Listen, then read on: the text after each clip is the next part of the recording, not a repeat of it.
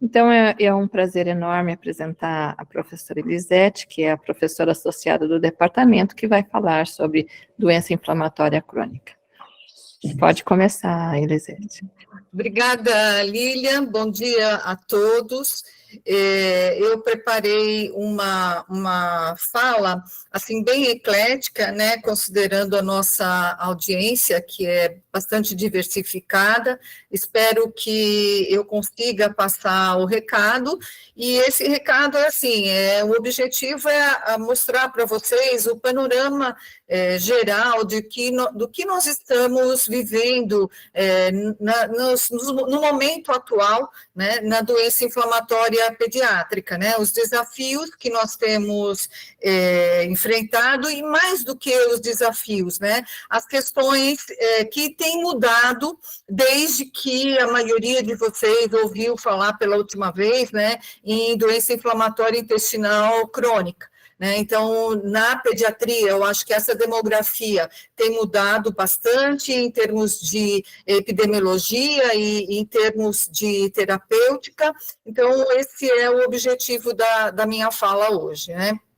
Espero que seja aquilo que vocês estão esperando, né?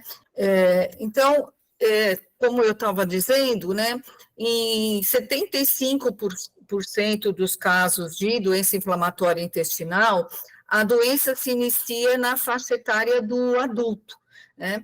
E o que acontece no adulto é o que nós conhecemos como médicos gerais mais frequentemente, né? 2 tipos de apresentação fenotípica da doença inflamatória: a colite ulcerativa e a doença de Crohn. E um percentual pequeno dos casos em que existe uma colite que clínica e colonoscopicamente não se distingue entre esses 2 fenótipos, né? Na criança, então, nós temos 25% de todos os casos de doença inflamatória acontecendo ou iniciando a apresentação clínica na faixa etária pediátrica, né? E nós sabemos que temos várias idades pediátricas, né? E nessas várias idades, a doença inflamatória intestinal é diferente, no que se refere a fenótipos colonoscópicos, né? Então, nós sabemos que, classicamente, a colite ulcerativa é uma colite contínua que começa no reto. No entanto, crianças podem apresentar uma colite que poupa o reto. Então, é apenas uma colite ulcerativa. E esse pode ser o fenótipo também da doença de Crohn, que pode, inclusive, atingir o reto. A maioria das crianças com doença de Crohn apresenta uma apresentação clínica que é praticamente colônica, uma apresentação colônica isolada, né? Então, o que pode dificultar o diagnóstico. Nós temos colite ulcerativa que cursa com doença perianal, que cursa com doença gástrica. Então, foge um pouco daquele fenótipo do adulto, né? Daquelas 2 características fenotípicas do adulto, né? A criança também tem manifestações extraintestinais diferenciadas em relação ao adulto, né? E a resposta terapêutica da criança também é diferente. Então, há quem diga, inclusive, que se trata de doenças diferentes. E eu, assim, de uma maneira bem coloquial, também acho que é uma doença diferente. Nós não podemos sempre olhar para o paciente pediátrico e considerar os nossos conhecimentos do paciente adulto com doença inflamatória. Por conta disso, a gente tem mais de uma classificação das doenças inflamatórias pediátricas. Então, temos a classificação convencional, tradicional, em Crohn, colite ulcerativa e colite não classificada, as colônicas isoladas. Temos a classificação de Paris, né, que é uma classificação que nos ajuda, porque inclui preditores de risco, né, que se apresentam na faixa etária pediátrica, e esses preditores são a presença de doença ileal, a presença de retardo de crescimento na criança e a presença de colite grave.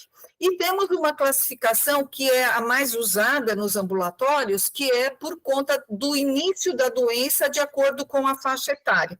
Então, doença de início pediátrico é toda aquela doença que inicia abaixo dos 17. Abaixo dos 10, doença de início precoce. Abaixo dos 6 anos, doença de início muito precoce, que é o VO-IBD, que é o Very Early Onset IBD, doença de início muito precoce. A doença infantil, que se inicia abaixo dos 2 anos, e até a doença neonatal, que acontece até os 28 dias de vida. E uma outra classificação também já envolve o mecanismo genético, já envolve o mecanismo fisiopatogênico. No adulto, a apresentação convencional, doença de Crohn e colite ulcerativa, é de herança predominantemente poligênica. São genes de expressão clínica menos intensa, mas que se expressam em decorrência de um gatilho ambiental. E na criança também nós temos, além desse genótipo poligênico, nós temos a doença monogênica ou oligogênica, que a gente até acredita que seja uma doença inflamatória like. Tão diferenciada ela é da doença convencional poligênica. E em muitos casos, a doença mono ou oligogênica está associada a erros inatos da imunidade e fenômenos de autoimunidade, o que não acontece na grande maioria dos adultos e na maior parte das crianças acima dos 6 anos de idade. Eu tentei fazer aqui uma ilustração, né, das apresentações fenotípicas e colocando, dependendo do tamanho do quadrado, a frequência dessas apresentações, né? Então, nitidamente, na clínica, nós temos uma divisão entre doença que se inicia até os 6 anos de idade, né? Então, seria VO-IBD, que se apresenta clinicamente pela forma convencional, né, doença de Crohn ou retocolite ulcerativa, na maioria dos casos, sendo a colite ulcerativa muito mais frequente do que a doença de Crohn nessa faixa etária, e 10 a 30% dos casos, esse percentual é muito variável, porque as casuísticas são variáveis, a doença monogênica ou oligogênica, que a gente chama de IBD-like, né, que tem esse comportamento muito diferente do adulto. É difícil você fazer o diagnóstico de doença de Crohn numa criança com menos de 6 anos de idade. É difícil você encontrar esse fenótipo e essa resposta terapêutica, mas a gente não pode dizer que existe e também não podemos dizer que a monogênica associada a erro inato da imunidade seja mais comum nessa faixa etária. E acima dos 6 anos, então, fica mais fácil, porque a maioria dos casos se apresenta como a forma adulta, a forma convencional, poligênica, né? Sendo que na doença de Crohn, a doença colônica isolada representa 2/3 dos casos, é mais frequente do que o acometimento ileal, e um percentual pequeno, ainda desconhecido dos casos, pode se expressar, mesmo na criança maior, acima dos 6 anos, e até no adulto, a doença monogênica associada com erro inato da imunidade e autoimunidade, onde o padrão fenotípico é mais de colite ulcerativa. As bases genéricas da etiopatogênese da inflamação intestinal, elas são grosseiramente simplificadas no que eu coloquei aqui nesse slide, né? Você teria, então, um paciente que tem fatores genéticos e que se expõe a fatores ambientais, né? Que seria a dieta, seria infecções intestinais, estresse, cigarro, uso de antibiótico, uso de inibidor de bomba de próton, né, que vão induzir ao rompimento da junção firme, que mantém a integridade do trato gastrointestinal. Esse rompimento leva ao aumento da permeabilidade intestinal, que possibilita a absorção de bactérias e produtos microbianos, que vão ser, de maneira geral, fisiologicamente, reconhecido por micro-organismos da nossa submucosa e vão ativar células imunológicas, né? Quando essa ativação ocorre no indivíduo que tem uma função normal das células imunes, nós vamos ter uma inflamação aguda que vai tender a se recuperar espontaneamente na maioria das vezes.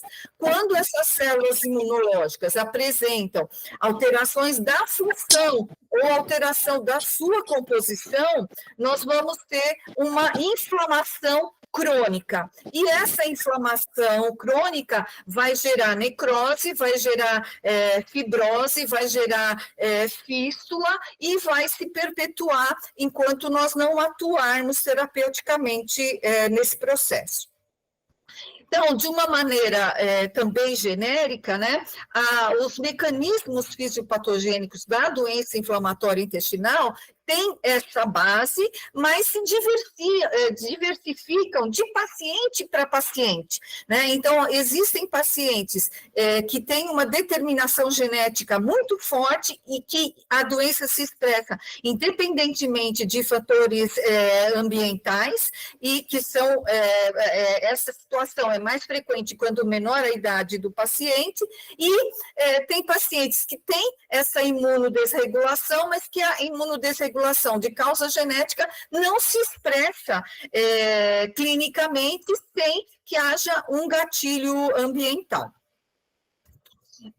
Então, eu gostaria de mostrar para vocês um artigo recente, para que vocês tivessem ideia de como está o conhecimento ou a pesquisa em relação à etiopatogênese desses diferentes subtipos clínicos, né, até onde nós conseguimos diferenciar os subtipos clínicos de doença inflamatória pediátrica, né?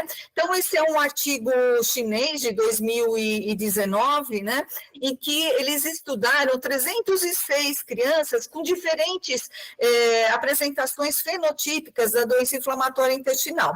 Então, tínhamos 40 pacientes caracterizados clinicamente como doença de Crohn, 6 como retocolite ulcerativa, 5 de doença não classificada, 161 desses pacientes tinham a doença de início muito precoce, foram incluídos também pacientes com colite eosinofílica e tínhamos controles nessa população.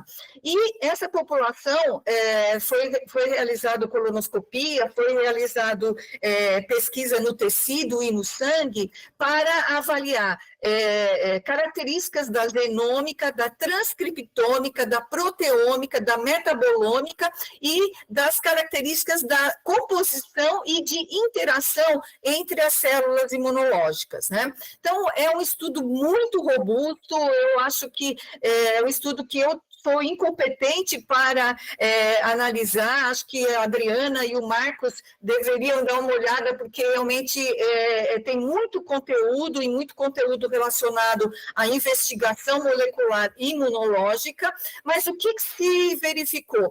Além de diferentes variantes genéticas nesse grupo de 306 crianças, outras diferenças fisiopatogênicas estão envolvidas. Então, se identificou diferentes mecanismos inflamatórios, expressão celular diferente. Então, tem vários gráficos nesse artigo mostrando tudo, as diferenças que eles acharam, né? Que eles encontraram nesse amplo estudo. O que significa que nós, clinicamente, não conseguimos caracterizar o paciente, mas no futuro, que já está sendo considerado muito fortemente na pesquisa, nós vamos identificar mecanismos fisiopatogênicos diferentes, mediadores inflamatórios diferentes nessas crianças, o que vai possibilitar a terapia personalizada.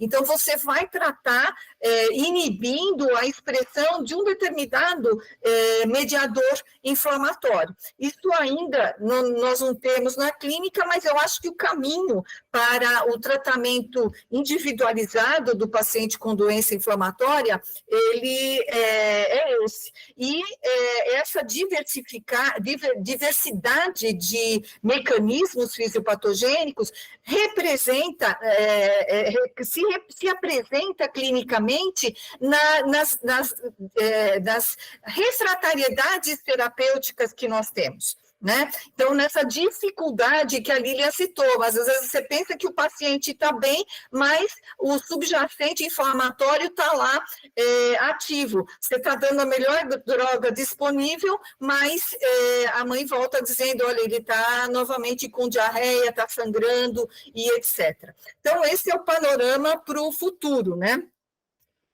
Bem, por que nós estamos falando de doença inflamatória intestinal pediátrica hoje, né? Provavelmente porque a Ângela me convidou para fazer essa palestra hoje, sendo que há 10, 20, 30 anos atrás, nós não tínhamos doença inflamatória. Eu lembro que em 95, quando eu comecei na gastro, não tinha nenhum paciente com doença inflamatória.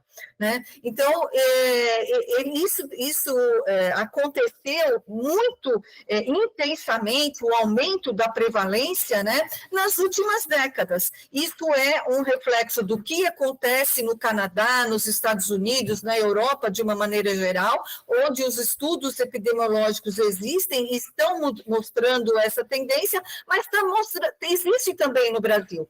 Nos últimos 4 ou 5 anos, no nosso ambulatório, nós tivemos mais de 60 casos novos. Né? E isso não representa o panorama da nossa região, porque nós temos muitos casos que nós discutimos com os nossos ex-residentes que estão sendo atendidos em consultórios privados. Né? Então, é importante falar, porque provavelmente todos os pediatras vão encontrar pela frente a necessidade de fazer esse diagnóstico. Né? E esse aumento parece ser decorrente de mudanças no ambiente moderno, no ambiente que a gente vive, no ambiente particularmente na nossa alimentação, no nosso estilo alimentar, né? Já que 5 décadas, vamos dizer que o mundo está experimentando esse aumento de doença inflamatória intestinal pediátrica, não seria suficiente para explicar mudanças gênicas, né? Mas são mudanças realmente nos gatilhos, né? E mudança também na sobrevivência e no diagnóstico mais precoce das formas monogênicas, né?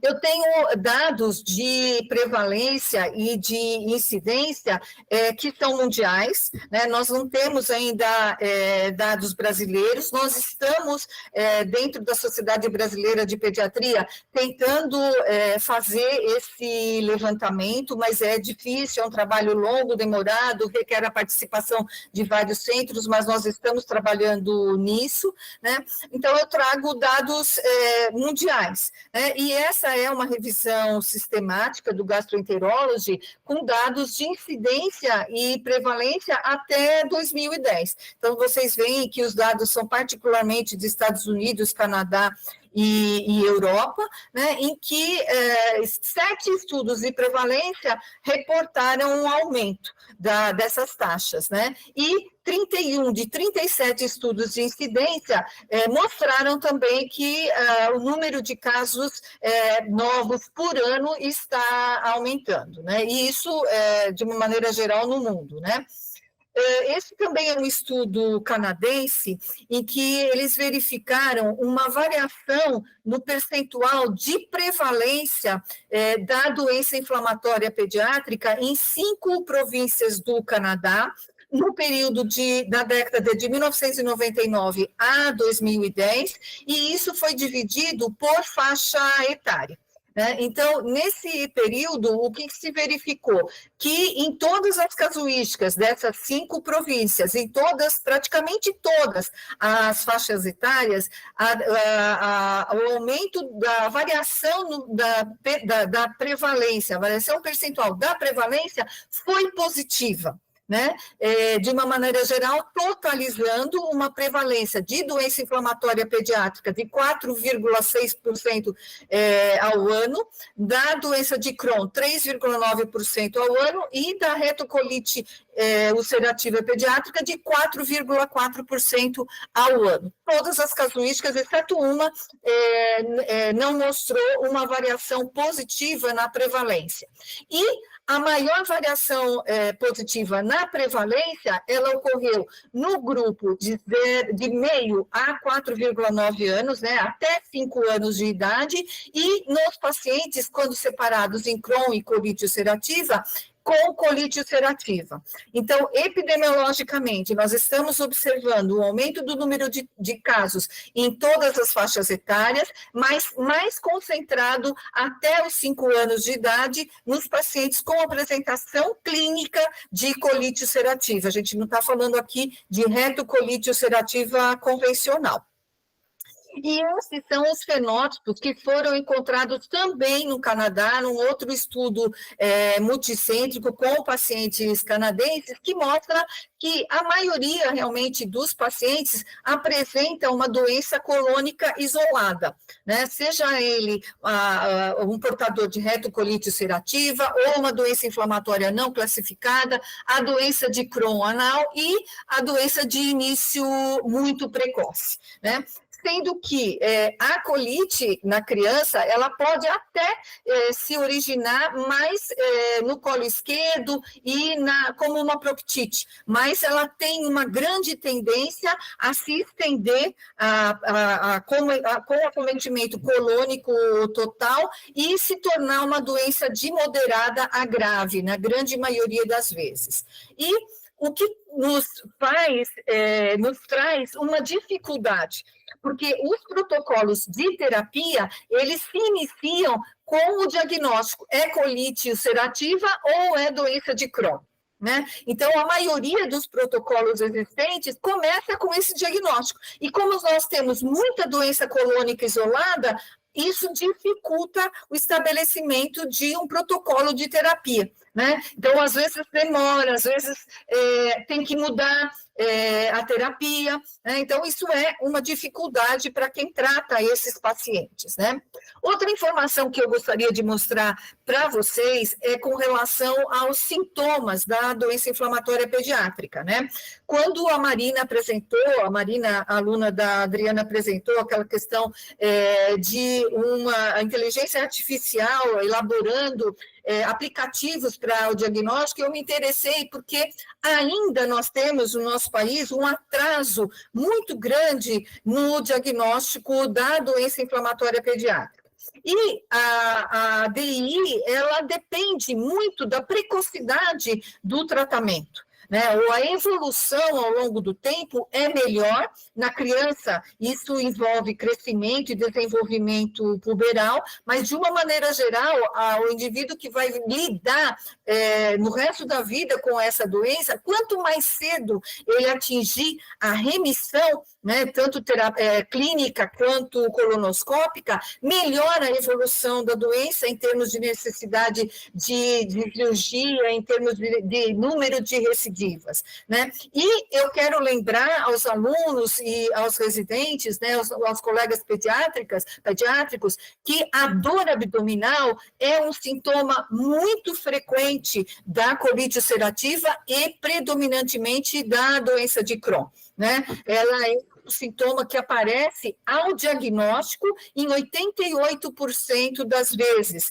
e mais da metade dos casos, ela é um único sintoma, ou é o sintoma que traz o paciente para o consultório. E não é muito diferente na colite ulcerativa. A queixa de dor também é a queixa mais frequente, né? Claro, diarreia com sangue é frequente nos dois grupos, muito mais frequente na colite ulcerativa. Alguns casos de doença de Crohn ileal se manifestam sem diarreia ou com diarreia sem sangue, né?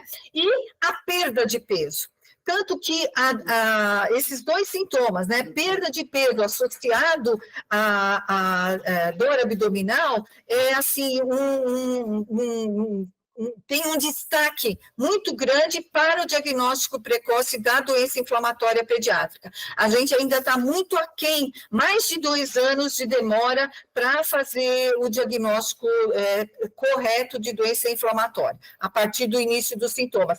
E isso, considerando que a doença inflamatória intestinal, ela se expressa clinicamente quando já existe um tempo de doença, um tempo de inflamação, isso significa um atraso de 3, às vezes 4 anos no início do tratamento dessas crianças, né? E esse é o panorama que a gente pretende modificar com essa investigação que a gente tem feito na Sociedade Brasileira de Pediatria, né? Eu também queria apresentar para vocês, para aqueles que ainda não estão familiarizados, com um marcador de inflamação intestinal. Faz pouco tempo, né, que nós dispomos na prática clínica desse marcador, que é uma proteína que é derivada de neutrófilos, né, e que aumenta em todos os lugares do nosso organismo em que você tem inflamação. Mas isso nas fezes se transforma num marcador muito interessante, né, porque ela pode ser utilizada, a dosagem da calprotectina fecal pode ser utilizada tanto para triagem, quanto para o diagnóstico de uma criança com dor abdominal, né, quanto para monitoramento da remissão da doença que está em tratamento, né, e às vezes diminui a necessidade de fazer uma colonoscopia para saber como o paciente está e diminui também a necessidade, muitas vezes, da colonoscopia para o diagnóstico. Claro que ela sozinha não vai fazer o diagnóstico, mas é um marcador bastante sensível que nos ajuda a fazer esse diagnóstico diferencial. Nós ainda não temos de rotina, mas a gente tem a disponibilidade de fazer esse exame por conta de um laboratório de pesquisa da doutora Raquel Leal Franco, lá no Gastrocentro, que tem disponibilizado com uma certa regularidade a possibilidade da gente realizar a calprotectina. A gente utiliza mais para controle da remissão, né? Mas é também útil, né, nos outros serviços ambulatoriais como marcador diagnóstico, né? E aqui mostrando que a gente já tem pontos de corte estabelecidos, esses pontos de corte foram estabelecidos para adulto, mas são os pontos de corte que a gente utiliza para criança também, para diagnóstico, para monitorização e também para prever, porque quase sempre, eu acho que diria que na grande maioria dos casos, a calprotectina fecal aumenta antes do paciente ter sintoma clínico de recidiva, né? Então, é um marcador que a gente faz de maneira regular para identificar uma recaída mais precocemente e ter mais chance, evidentemente, de tratar esse paciente, não deixar que ele fique à mercê do processo infeccioso não controlado, mesmo que assintomático, né? Lembrando também que a criança é um ser que está em desenvolvimento e ele está em desenvolvimento do seu sistema imunológico e o intestino é um dos principais órgãos imunes, né, assim como um dos principais órgãos neurais do nosso organismo. E a criança, por estar desenvolvendo o sistema imune gastrointestinal, ela tem um processo inflamatório que vai culminar na tolerância, mas esse processo inflamatório aumenta os níveis de calprotectina fecal. Então, até os 4 anos de idade, a gente tem que estar conhecendo, né, quais são os níveis normais para crianças saudáveis, né? Podem não ser abaixo dos 50 ou abaixo dos 150, como são considerados os valores de referência para a calprotectina fecal, né? E com relação ao tratamento, eu lembro que quando eu passei na cirurgia, né, no meu internato, há 1000 anos atrás, né, o professor Ricardo Juvenal me ensinou o que a gente tinha que objetivar, né, há 40 anos, no tratamento da doença de Crohn, da retocolite, era a remissão clínica, né? Então, nosso objetivo terapêutico é um paciente assintomático, né? Mas pelo advento de novas drogas, esses objetivos mudaram, né? E eles estão cada vez mais ousados, né? Hoje, o objetivo que se apresenta no horizonte é cura histológica da inflamação, né? Então, isso tem modificado ao longo dessas 4 ou 3 décadas no mundo, né? Isso vem ao encontro de ou vem junto, né, de uma melhor evolução dos pacientes ao longo da vida, né? Então, essa otimização da eficácia terapêutica, né, e a otimização ou a busca de cura endoscópica e histológica diminui complicação, diminui o número de cirurgias, diminui o número de recidivas e, para a criança, principalmente, mantém o ritmo de crescimento e desenvolvimento puberal adequado, né? Tudo isso se demonstrando numa melhor qualidade de vida do paciente que tem uma doença crônica. Bem, e para atingir esses objetivos do tratamento, hoje em dia nós usamos uma estratégia, né, que foi elaborada por investigadores, por pesquisadores, né, que a gente utiliza essa palavra, STRIDE, né, Selecting Therapeutic Targets in Inflammatory Bowel Disease. Esse protocolo de intenções de tratamento, de etapas de tratamento, né, ele se inicia, como eu disse para vocês, se classifica se o paciente tem Crohn e retocolite, por isso ele cai mais como uma luva em pacientes adultos, né? Mas nós também utilizamos na pediatria. Então, a partir que você classifica como doença de Crohn e colite ulcerativa, você vai dividir esse paciente em gravidade, né? Dependendo da gravidade, você vai utilizar uma terapia de indução, que é a terapia que debela, né, ou que pretende debelar a inflamação, e depois você vai passar para a terapia de manutenção.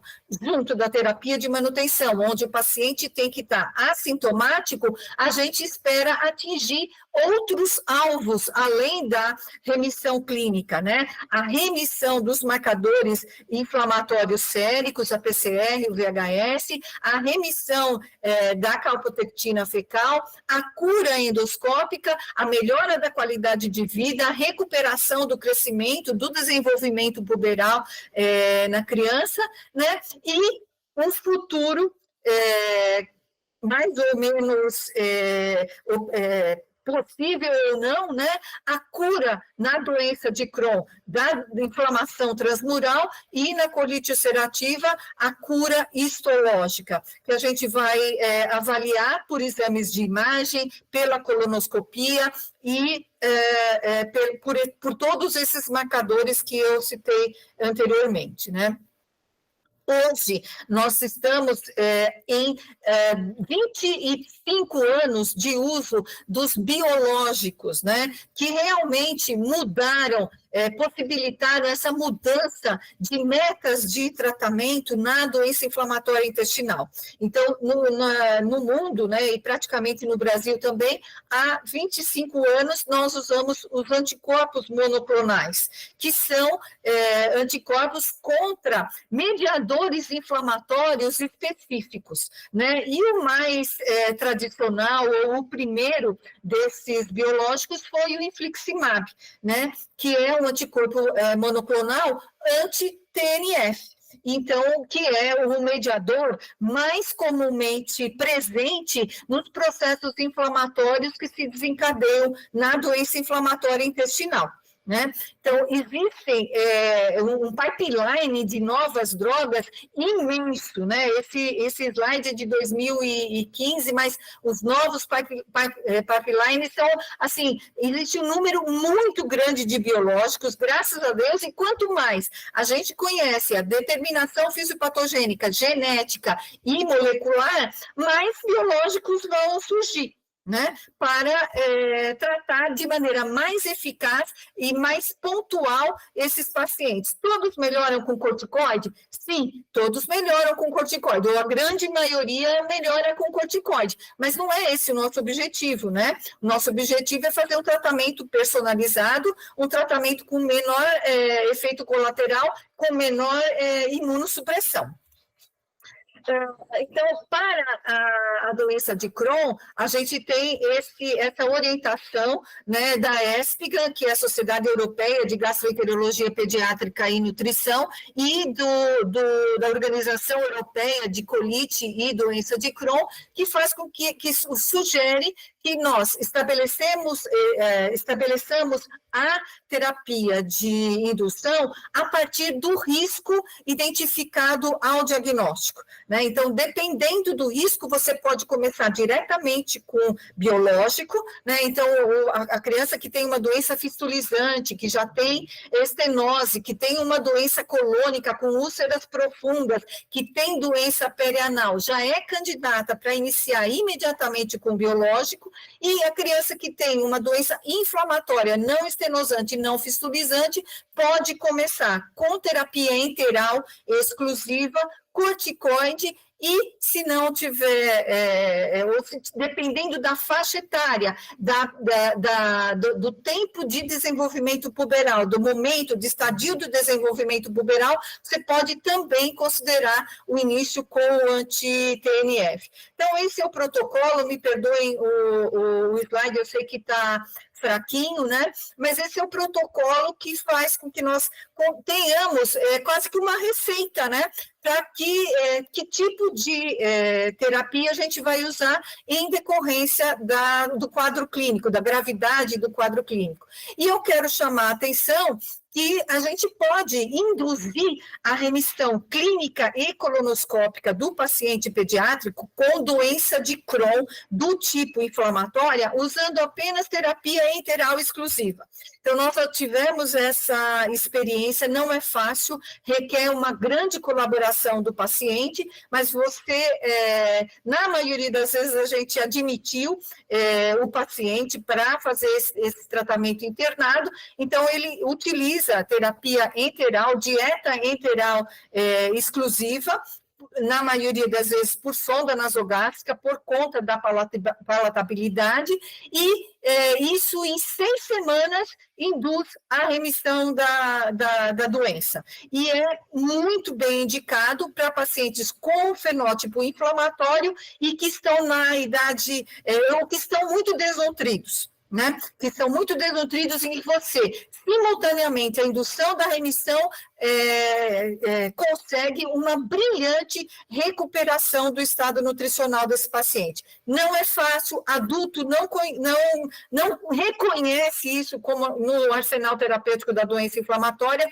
mas eu sou prova viva, meus colegas de São Paulo são prova viva de que funciona e funciona bem, né?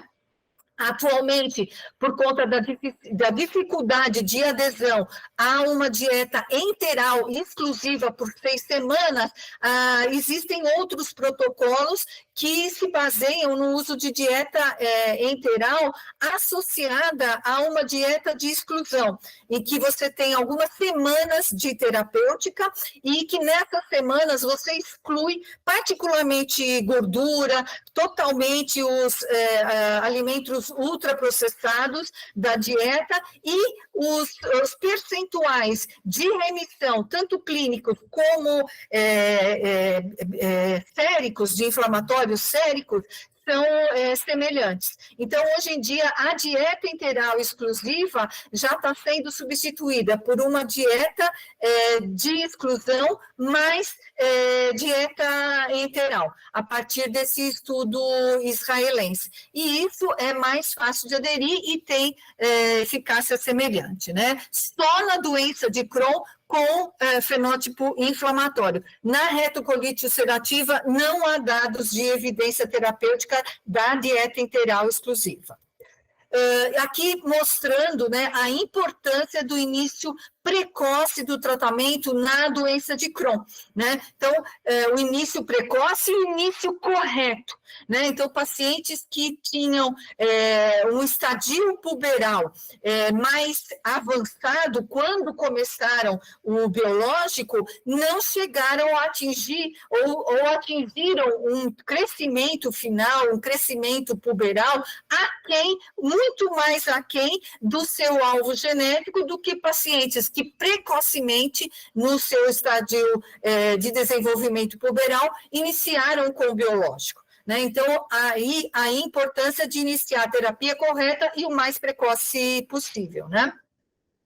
E a colite ulcerativa, o que ela tem em relação, de diferença em relação ao adulto, né? A criança tem colite ulcerativa muito mais grave que o adulto. Né? Então, a gente tem também aquela ideia que veio da graduação, a maioria de nós temos, né, de que a colite ulcerativa é mais tranquila, doença de Crohn que é terrível, né, que leva para UTI, que dá sepsis, que destrói o períneo, mas na criança isso não é verdade. 2/3 dos casos tem pouco sinal sistêmico, mas no nosso ambulatório quase todas as colites ulcerativas evoluíram mal, porque elas começaram mal, porque elas começaram com doença sistêmica, começaram com doença que se estendeu rapidamente para o colo direito, acompanhada de hipoalbuminemia, de anemia grave, que a gente precisava até internar para induzir a remissão. Então, essa característica da criança, o que é infrequente no adulto, também a diferencia e o gastropediatra tem que estar atento para fazer esse diagnóstico diferencial, porque confunde muito com a doença de Crohn. Então, proctite isolada é infrequente na criança e a maioria delas, você fica feliz quando há o diagnóstico de você tem só uma proctite ou só o colo esquerdo envolvido, mas a maioria delas, até da metade ou 1/3 das crianças, vai evoluir para a doença, para a colite extensa, né? E por isso a terapêutica da colite ulcerativa é um pouco diferente na criança, né? Nós usamos muito mais biológico do que os adultos, muito mais corticoide do que nos adultos, temos muito mais crianças que têm inúmeras recidivas comparadas ao adulto, doença grave, e que nós temos que evitar, enquanto no adulto a preocupação é o câncer, na criança a preocupação é uma colectomia precoce, né? Então, por isso a importância de um tratamento baseado em protocolos idealizados por experts, né? Então, é o que eu acabei de dizer, né? Maior percentual de uso de biológicos, maior número de recaídas e maior refratariedade aos derivados do ácido sulfsalicílico, né?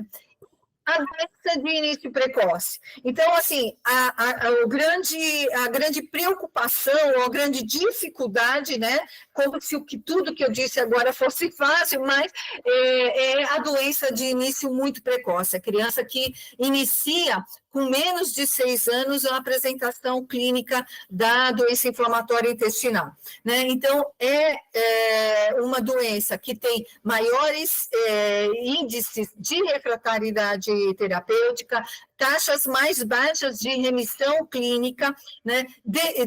Tanto de remissão, taxas mais baixas de remissão, com o uso de esteroide, ou quando você, depois do uso de esteroide, tenta diminuir, desescalonar o esteroide, ela apresenta dependência ou começa a apresentar recidiva. Isso é o habitual nos casos que eu acompanho junto com a Adriana e com o Marcos, né? A gente sabe que a gente começa a reduzir o corticoide, eles vão apresentar recaída e a gente vai ter que partir para outras esferas terapêuticas, e são as crianças que têm maiores índices também de colectomia. Né? Então, é o que caracteriza a doença de início precoce do ponto de vista clínico e terapêutico, né?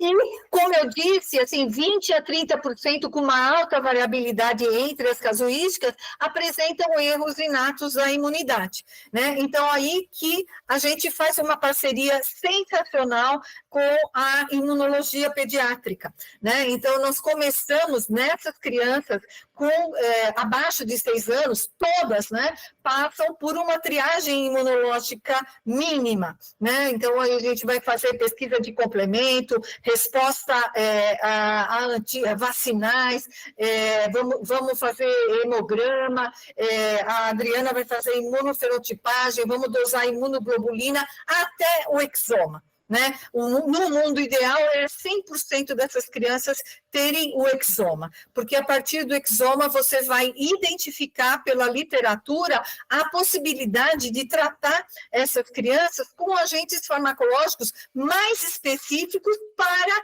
a determinação fisiopatogênica decorrente daquela variante genética. Né? Então, aí a gente vai sair muito do tratamento convencional da doença inflamatória intestinal. Então, eu deixei como exemplos, depois o Marcos e a Adriana podem falar, outras drogas que a gente usa para mediadores inflamatórios específicos nessa condição, abatacept, sirolimus, até o transplante de medula óssea, né, que foi realizado em 2 crianças do nosso ambulatório, às custas de terem realizado esse diagnóstico de exoma e de uma deficiência imunológica específica, né?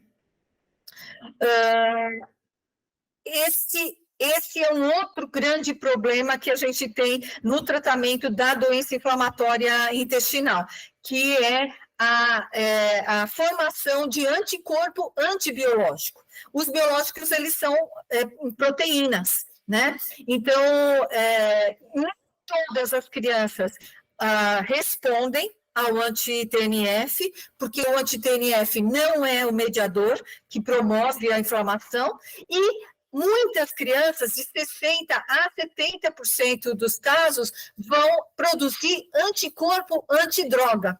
Né? Então, o que reduz o tempo de eficácia da terapia com o biológico. Então, isso é uma realidade no uso do anti-TNF, que hoje é o único biológico disponível, tanto do ponto de vista da bula, né, poder ser utilizado em criança, quanto do ponto de vista de disponibilidade no SUS, né? Então, é um grande problema, porque a partir daí, quando a criança começa a produzir anticorpo antidroga, perde a remissão clínica, ou não obtém, ou perde a remissão clínica, o que vai acontecer em 30% dos casos no primeiro ano de tratamento, você vai partir para a situação que você não tem o que prescrever no SUS, né? Então, aí envolve um outro processo bastante burocrático e demorado para